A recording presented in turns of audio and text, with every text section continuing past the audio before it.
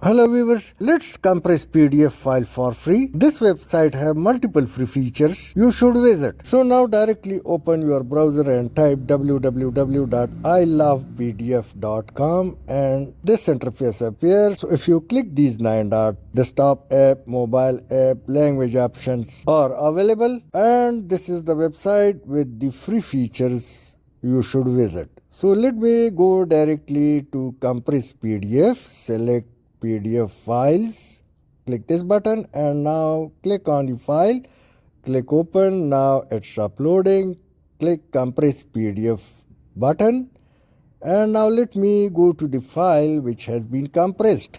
Copy it and paste it on desktop. Now let me open the property of original file as well as the compressed file. And surprisingly, you can see that the file was having 344 KB has been reduced to 162 KB of size. Thanks for watching.